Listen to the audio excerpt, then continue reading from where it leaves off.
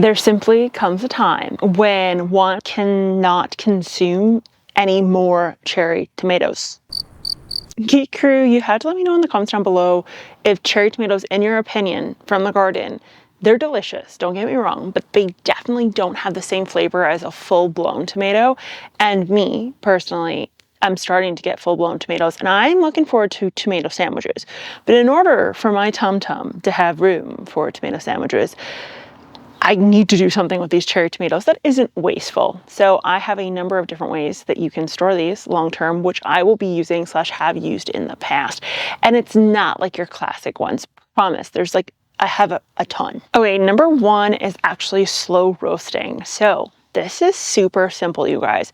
I usually put it pretty low, like at a 250. You could do like a 325 if you wanted to have like a little bit more charring, if you will.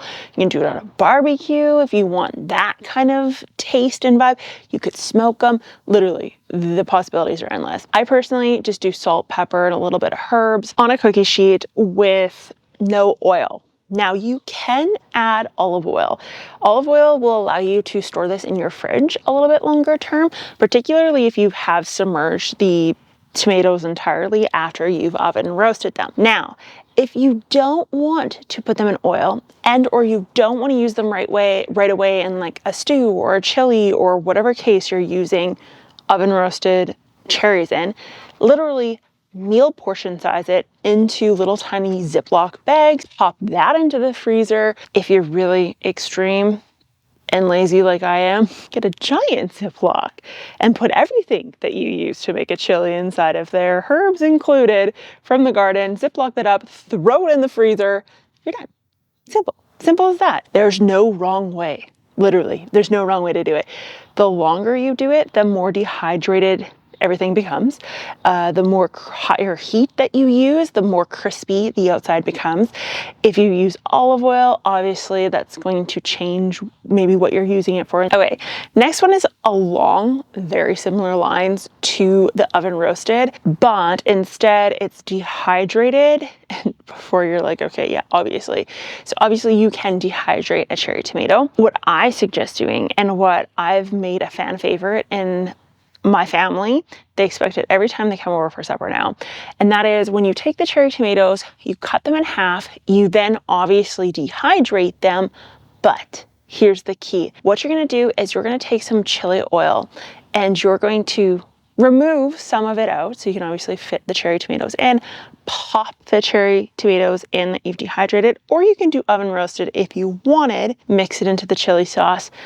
You can thank me later. That, ladies and gentlemen, if you like spicy, on like chicken breast on rice with like just that, unbelievably tasty. And it also stores pretty long term inside of your fridge. Okay, next one is confit. I think it's what it's called.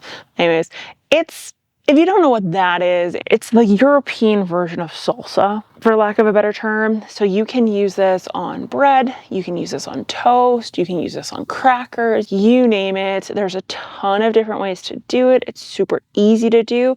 This one, just because it messes with the texture a little bit too much, I wouldn't freeze, but it uses a lot of cherry tomatoes compared to just anything else. So that is why I'm suggesting it, because it will use up a lot of your cherries. Okay, the next one is balsamic cherry tomatoes. So you need to get the balsamic vinegar, and someone who's actually a cook is gonna know what I'm talking about, but it's like the thicker stuff, like the thicker balsamic that you kind of put on pizzas.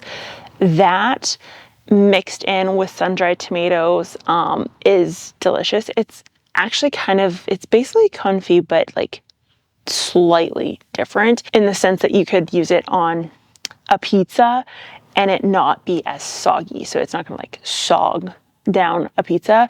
It'll allow you to make like a pizza sub with like kind of the balsamic vinaigrette. It's not vinaigrette, it's something else. I don't know, it's thicker. Anyways, with cherry tomatoes, oven roasted, preferably dehydrated if you want something that's like a little bit more chewy. Okay, so this one is plain obvious, and that is freezing. So all you do is literally wash the tomatoes, pop them in a plastic bag, pop them in the freezer. Done. What I will warn you is the skin get a little bit odd when you do this.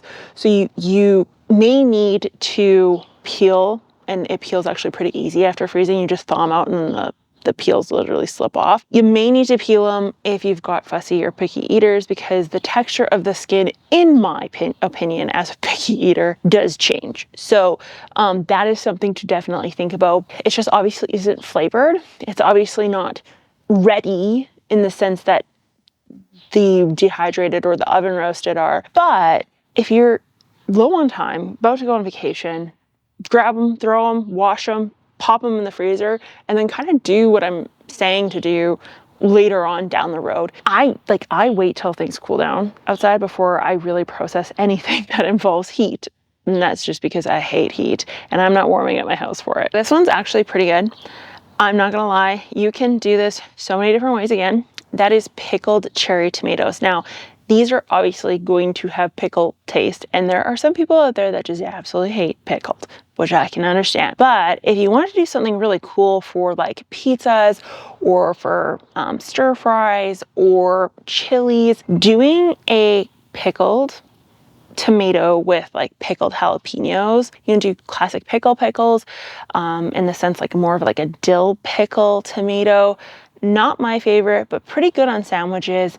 The other one that I've tried / don't love, but I also don't like this in the pickle form either, just regular cucumbers, and that is like a sweet version. So you can do a sweet lunch snack type one, but I don't like the pickles that are sweet either. So, okay, so this one you can try out if you are just sick of freezing, you're sick of prepping, and you just want to slow down the rate in which these things are growing. What you're gonna do is once they get to the size that you know is the biggest size they're gonna get to, and you can judgment call on that. You can obviously see a red tomato, see what size it's at, and then compare it to a green one. From there, what you're going to do is just wash them like you normally would in some cold water, preferably not warm water, and then toss them into the fridge. Now, if you put them in a paper bag, that's best over plastic, but you can do plastic if needed. Pop them in a paper bag, put them in the crisper, and then just make sure you check on them regularly.